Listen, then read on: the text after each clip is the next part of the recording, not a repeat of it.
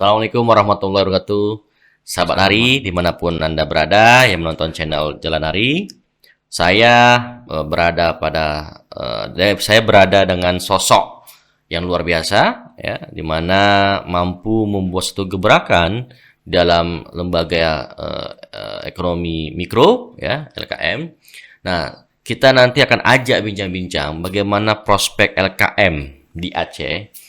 Terus hal-hal apa yang memang menjadi satu catatan serius untuk diubah dalam pengelolaan LKM di Aceh, serta bagaimana peran masyarakat untuk peduli dan mendukung LKM di Aceh. Karena ada stigma yang memang masih menganggap LKM itu bukan satu tempat meletakkan uang atau meminjam uang yang layak, ya, sehingga perkembangannya tidak menjadi perhatian serius. Langsung saja saya sapa kepada yang bersangkutan. Selamat datang di Jalan Hari, Bapak T. Hanansyah, ya? Ya, siap. Ya, Bang Hanansyah. Ya, terima Bang kasih. Rius. Ya. Terima kasih sudah datang di Jalan Hari, di studio Jalan Hari. Ya. Saya mau membuka bincang-bincang singkat kita dengan satu tadi yang sudah saya sampaikan ke sahabat Hari. Bagaimana prospek lembaga keuangan mikro ini? Karena tentunya persaingannya kan sangat tidak mudah dan mendapatkan kepercayaan masyarakat juga nggak mudah ini. Mendengar dan menjawab terkait dengan prospek, saya pikir Aceh ini kalau melihat sisi secara besarannya, Aceh ini perlu dan sangat penting sekali untuk dibuka akses seluruh Aceh itu ada LKM, Pak Arius. Persis sama seperti cita-cita Otoritas Jasa Keuangan kemarin menyampaikan bahwa Aceh ini perlu lembaga keuangan mikro syariah yang ada dibuka seluruh kabupaten kota. Nah, jadi artinya apa? Masyarakat Aceh ini masih 50% ke bawah itu masih tidak menggunakan teknologi yang seperti sekarang mobile banking dan sebagainya. Nah, ini perkembangan di masyarakat bawah ini, khususnya di Aceh ini sangat konsen kita untuk memikirkan bagaimana membangun Aceh ini lewat lembaga keuangan. Ya, itu prospeknya cukup tinggi. Ya. Nah, saya baca dalam profiling Sabari, Pak Hanansyah ternyata sebagai direktur utama di Al-Mahirah. Sebelumnya juga di BPR Mustaqim, ya. Nah, ini tentunya kan banyak pengalaman. Nah, saya ingin tanyakan kepada Bang Hanansyah, ya. Kalau kita lihat LKM, ya, tadi belum terjawab. Kenapa masyarakat kok nggak percaya dengan LKM? Bukan nggak percaya, kurang percaya. Jadi gini, Bang Ari. Jadi LKM ini adalah sebuah lembaga yang lahir dari Undang-Undang Nomor 1 Tahun 2013. Oke. Ya. 2013. Sementara bank itu sudah cukup lama mendarah daging, bukan hanya di Aceh, tapi di Indonesia dan nasional. Jadi orang hanya tahu, kalau bukan bank itu nggak mau dia ke lembaga keuangan, gitu. Tapi dengan lahirnya Undang-Undang Nomor 1, termasuk koperasi sendiri membuka akses di bawah daripada anggaplah pembiayaan yang kecil, ya, 1 juta 2 juta ke siapa orang akan menggunakan jasa mana. Nah, tentunya bank, saya yakin enggak seperti itu. 1 juta dia bukan segmennya. Tetapi LKM ini ada itu yang disasar. Ini yang gap yang di bawah ini, yang 1.500.000 bahkan 50.000. Ini nggak ada yang pikir kecuali LKM. Itu mari. Jadi lanjut. Jadi masyarakat hari ini dan bahkan, ya, sebelum saya ini LKM ini, LKMS, ya, khususnya syariah. Ini yang terdaftar di OJK khusus LKM syariah yang milik pemerintah hanya satu-satunya di Indonesia, Bang Rios, adalah LKM Mahirah. Nah, sampai pencapaian itu Ya. pasti kan ada pengalaman, tantangan, ya kan. Saya juga agak, sebelum menjawab itu, saya juga agak gelisah ya dengan cara-cara elit kekuasaan ini ya untuk ya istilahnya menggantikan orang dengan seenaknya. Karena kan LKM ini kan juga bagian dari BUMD daerah, kan. Nah, jadi mereka ini nggak harus dipolitisasi oleh kepentingan elit politik untuk digantikan dengan cepat ya. Artinya kan butuh waktu yang panjang seharusnya. Dalam tulisan saya tentang bagaimana mengelola BUMD itu, saya menyarankan jangan 5 tahun, 15 tahun untuk. Jadi mereka kerja serius ya, fokus dan tentunya tidak diganggu oleh siapapun. Nah, saya berharap ya elit politik jangan juga mencampur adukin kepentingan politik untuk menempatkan orang-orangnya yang tidak notabene-nya tidak qualified juga atau akan mengganggu apa yang sudah dilakukan. Nah, kembali lagi Bang, apa yang pengalamannya Abang rasakan dalam hal untuk ya menjadikan pembelajaran bagi orang-orang lah untuk membangun LKM ini. Jadi orang yang ada di dalam kepengurusan ini, Bang Rios, ini kan memiliki kompetensi dulu dia. Kompetensi dalam bidang keuangan, manajerial terkait dengan bagaimana mengelola sebuah lembaga. Tentunya bukan orang sembarangan yang tanpa ilmu dia masuk silakan. Terus dia bisa mampu kelola. Saya punya jejak digital yang memang hampir 30 tahun di lembaga keuangan. Berkeuangan. Ya. Jadi itu sudah 4 lembaga saya lompat-lompat untuk bagaimana saya pernah di lembaga 9 terbesar dari 10 lembaga keuangan atau bank nasional terbesar. Ya, sebut namanya Pak. Boleh, nggak masalah. Permata Bank. Saya pimpinannya. Jadi saya lihat bagaimana tata kelola keuangan, perbankan, kemudian teknologinya dan sebagainya yang sangat luar biasa, yang bahkan banyak saya belajar di situ. Orang bisa narik tanpa kartu ATM. Dan itu Abang terapkan di Almahira? Belum. Artinya teknologi itu cukup canggih, Bang. Pakai tentunya teknologi yang harus dikuatkan di dalam sebuah, apalagi ini LKM, Bang. Itu kan Bang lembaga tradisional itu. Ya. Jadi masih tradisional. Tapi arah yang kita tuju ke arah itu. Artinya LKM digital ke arah itu. Nah, ini pola pikir seperti ini itu jarang sekali yang ada orang, apalagi di Aceh, orang Aceh sendiri mikirkan bagaimana secara keacehan keseluruhan. Tapi jangan dipolitisasi sehingga ide-ide kita untuk membangun Aceh ini untuk lebih baik ke depan ini nggak akan kita capai dalam waktu mungkin setahun, 2 tahun, bahkan 4 tahun. Nah, sudah terganggu. Jadi karena ada tekanan, karena ada manuver dari elit ya. Ini nggak boleh karena kita membangun Aceh ini harus. Saya sebelum ini tidak ada sebuah teori, tidak ada pertumbuhan ekonomi jika terjadi konflik. Iya, itu hal baku, itu rumus baku. Ya. Dan saya terapkan hari ini di Mahira. Pertumbuhan ekonomi itu tergantung dari budaya setempat, orang-orang setempat. Jadi bagaimana budaya orang Banda Aceh, sehingga kita lihat bahwa budaya orang kota Banda Aceh ini misalnya banyak, misalnya di warung kopi, katakanlah begitu. Kemudian di pasar-pasar. Nah, ini kita masuk, LKM ini masuk di situ.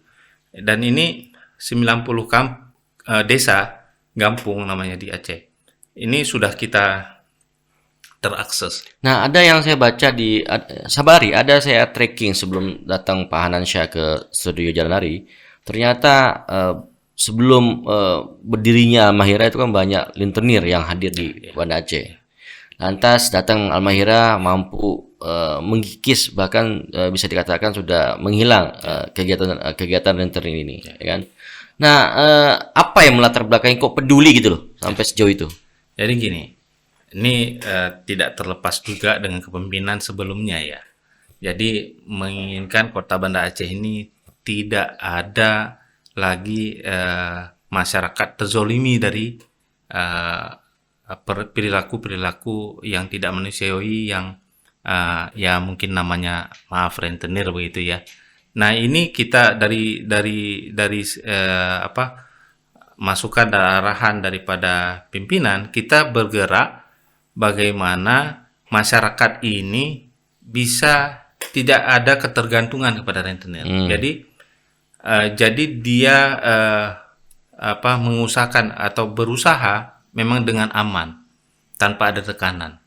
Nah, ini kita lihat di pasar-pasar pada saat itu cukup banyak ya, baik itu dari individual, kemudian kelembagaan yang mungkin tidak terdaftar gitu ya, masuk ke pasar-pasar, pasar Stui, pasar Ule Karing, pasar di Darussalam Tungkup sana, Rukoh, kemudian di pasar Penayung. Ada sampel kita 5 pasar yang kita ambil sisi kepenelitiannya, melihat bahwa di pasar itu cukup banyak yang terjebak dengan rentenir. Nah, kita masuk orang-orang kita, dan kebetulan kita pernah bermitra dengan Koperasi Kota Banda Aceh, Dinas Koperasi maksudnya. Ada tim sebanyak 20 orang kita dari sana, dan ini kita gerak ke seluruh pasar-pasar. Nah, dari situ kita lihat banyak masyarakat yang menggunakan jasa rentenir. Jadi kita lihat bagaimana masyarakat, perilaku ini kan perilaku. Jadi banyak yang terjebak kondisinya dengan harian, dianggap ini murah, padahal pada saat disetahunkan sudah 20% per tahun atau 30%. Berarti dia nggak sadar ya? Ya. Okay. Jadi ini tanpa disadari oleh mereka, ini kan trik ya, trik kalau saya lihat, sehingga mereka saturnin setiap hari, misalnya laku 20.000, dia 5.000 sehari dia nabung untuk rentenir, itu ya nggak masalah karena masih ada 15.000 dia bawa pulang. Oke, masalah rentenir sudah terjawab. Tapi sini juga ada tantangan baru bagi LKM, yaitu keberadaan pinjol. Oh, pinjol. Ini kan ada pinjol yang memang sudah tercatat di OJK. Nah, ini juga menjadi satu tantangan juga. Itu gimana menghadapinya? Ya, pinjol ini kan tanpa dia lihat kita, uang itu sudah masuk ke rekening dia, ya, tanpa berinteraksi nyata, ya. Jadi masih di alam virtual, ya. Jadi kalau kita lihat di masyarakat, khususnya Banda Aceh lah secara ini, masih komoditi cerita uang itu masih dibutuhkan selama manusia hidup. Tentunya itu menjadi kebutuhan, Bang. Bukan ada pinjol lagi dia pergi ambil lagi, karena ada yang lain lagi pasti diambil. Ini makanya saya bilang tadi bahasa kebutuhan. Triknya gimana caranya agar Al-Mahira sebagai satu LKM mampu tetap eksis dan bisa menjaga kepercayaan masyarakat? Solusinya adalah kita bahasa di sisi syariahnya adalah mendakwahkan ke mereka bahwa jadi uang ini dipergunakan sebaik-baiknya untuk usaha yang misalnya orang itu cukupnya misalnya katakanlah satu hari 50.000. Jadi jangan ditambah hutang, Pak. Itu penting. Karena kalau tambah hutang, tambah kebutuhan, kewajiban dia untuk membayar marginnya, atau dalam bahasa sebelum 2011 itu adalah bunga, LKS, kanun LKS ya. Nah, ini saya pikir menjawab juga bahwa mereka ini kita dampingi. Itu solusinya adalah mendampingi mereka, mengedukasi mereka, mengadvokasi mereka, sehingga mereka itu tidak sendiri, pedagang-pedagang di Kota Banda Aceh. Itu kita dampingi, Bang. Bahkan saya lihat ada pinjol yang memang muncul seolah-olah terverifikasi, terdata, ternyata hoax ataupun ternyata tidak kuat secara legalitas ya kan. Dan ini kan membahayakan bagi masyarakat. Nah, sedangkan LKM kan sudah jelas, aturannya sudah ada, nggak mungkin berdiri kalau tidak ada aturan yang dia buatnya kan. Itu yang membedakan antara LKS dengan pinjol. Nah, sekarang yang ingin saya coba kulitin lebih jauh lagi dari Pak Hanang, Bang Hanan, masyarakat sendiri tentunya kan beda responsifnya terhadap keberadaan LKM ya. Nah, mungkin tadi Abang dan Jinggung di awal bincang-bincang bahwasanya mereka tingkat pendidikan mereka masih di bawah ya. Artinya kan butuh perlakuan khusus juga kan. Mungkin di Banda Aceh udah melek informasi, melek teknologi, tingkat pendidikan juga sudah tinggi kan. Nah, saran Abang kepada LKM yang di Aceh yang memang notabene-nya belum mampu menyamain lah seperti Al-Mahirah apa? Jadi saran saya yang pertama adalah SDI-nya, Bang, sumber daya insaninya, SDM. SDM-nya untuk para LKM ini, lembaga keuangan mikro, adalah perkuat eksistensi SDM atau SDI-nya.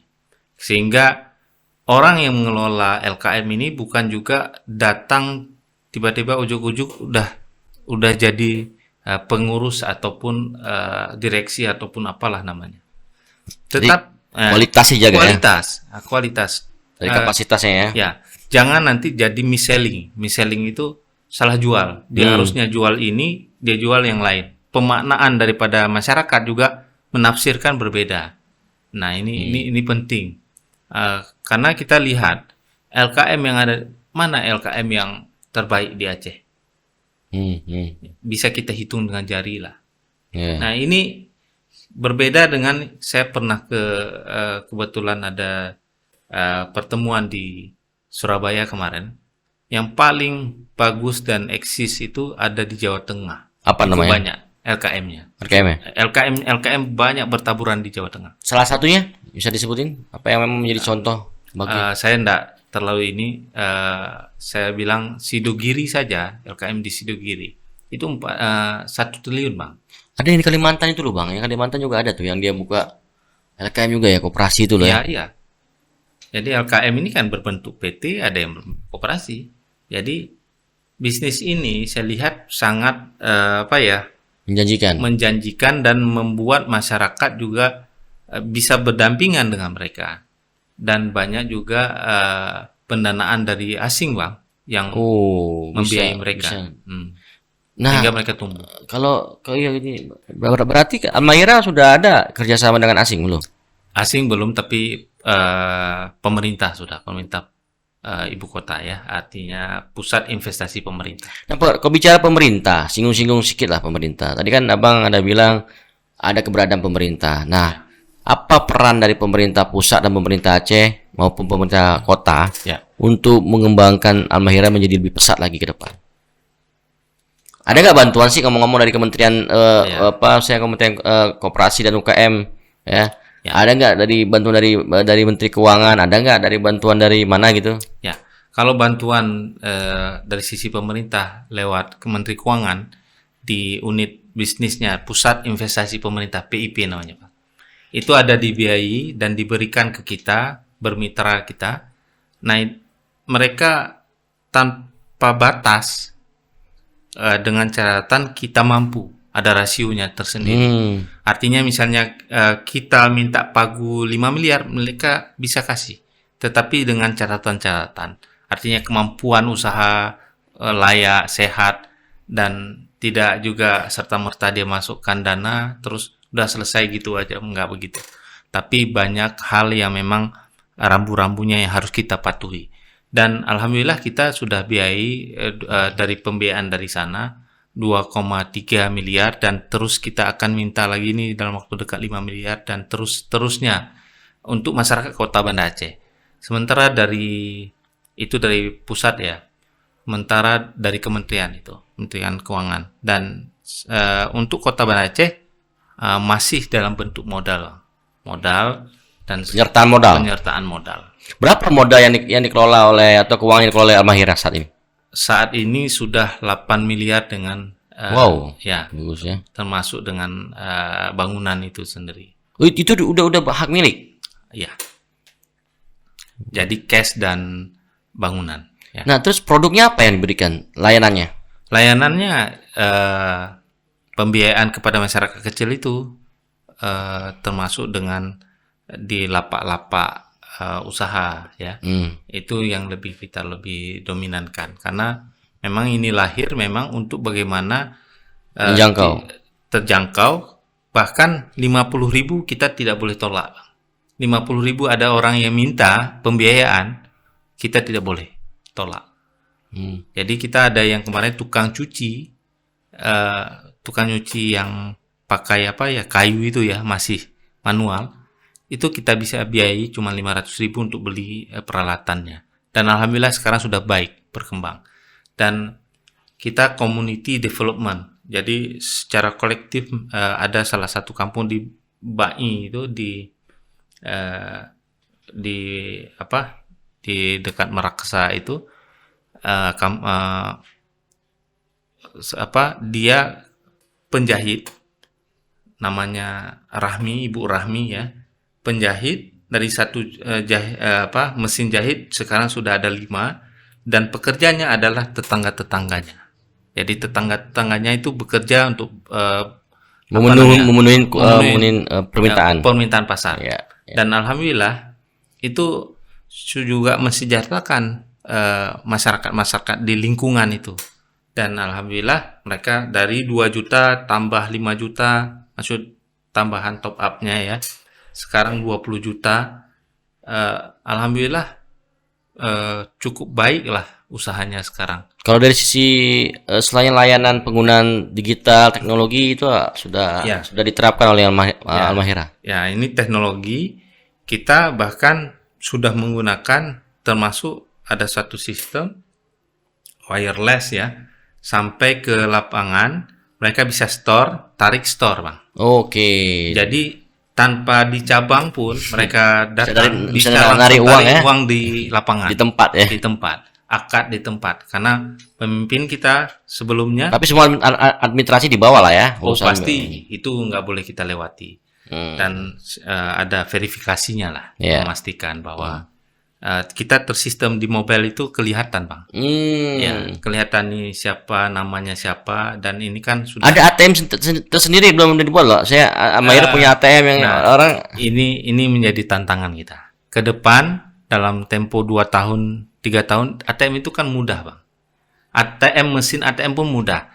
Kita sekarang nggak mesti harus pikirkan untuk bisa membuat sebuah ATM supaya kita mau develop itu menjadi kita memiliki ATM, enggak. Kita kerjasama langsung besok misalnya kita kerjasama mesin ATM dan ATM sudah bisa. Namanya co-branding. Iya. Itu mudah bang. Tapi ada kena cas bang. Jadi masyarakat bawah ini masih bukan alergi saya bilang ya, masih sensitif ya terkait dengan harga. Kalau 1.000-2.000 kita bebankan, anggaplah biaya ATM dan sebagainya. Di bank-bank kan ada 5.000 sampai 10.000 kan. Itu belum kena di masyarakat. Tapi kan ada juga yang masyarakat yang butuh hal itu ya, sehingga kan itu menjadi perlakuan khusus. Itu maksudnya kita cluster. Setuju. Nah, apa closing statement Abang untuk memberikan penutup yang baik lah untuk tumbuh kembangnya LKM di Aceh ini? Ya, alhamdulillah Aceh adalah daerah yang kaya sebenarnya dari sisi SDI dan SDM. Tetapi bagaimana SDI ini kan berserakan ya, bisa kita kumpulin potensi-potensi SDI ini, bagaimana membangun SDM yang ada, SDA yang ada. Jadi bagaimana saya punya mimpi seluruh Aceh ini, kita kan zaman teknologi hari ini ya, nomor HP kita adalah nomor rekening. Jadi orang yang ada di gunung, di pulau terluar, pada saat anaknya sekolah ke Banda Aceh katakanlah, dia mau transfer, itu nggak susah lagi. Pemerintah mau transfer katakanlah bantuan sosial, itu cukup tahu nomor rekening, nomor handphone dia, langsung masuk ke rekening dia. Bisa ambil misalnya anggaplah di pulau terluar. Karena pengalaman saya sudah punya satu project pada saat itu, kita bangun di pulau terluar, Pulau Aceh, kita berhasil pakai VISAT sehingga masyarakat bisa terakses hari ini. Dan mudah-mudahan nanti ke depan kalau kita panjang umur, kita bisa membangun Aceh ini lewat LKM ini untuk membangun UMKM. Karena di sini kan, di Aceh ini kan industri tidak banyak, Bang. Iya. Dan bagaimana harus di luar kota kita berpikir untuk bagaimana kita membangun Aceh ini dengan baik. Salah satunya membesarkan industri mikro ya. Ya, mikro. Mikro Usaha ada mikro. solusinya. Ya. Baik, tidak terasa sudah usia kita berbincang bersama Teh Hanansyah, Direktur Utama Al-Mahira. Ya. Banyak hal yang sudah diberikan dalam capaian, informasi, bahkan pemikiran-pemikiran untuk memperbaiki tata kelola lembaga keuangan mikro. Banyak hal yang tentunya sahabat Ari bisa tangkap dan bisa mengambil satu pesan positif di dalamnya, serta menjadi pandangan untuk bisa diterapkan guna memajukan lembaga keuangan mikro. Sampai ketemu lagi bersama saya. Salam Jalan Ari. Jalan Ari.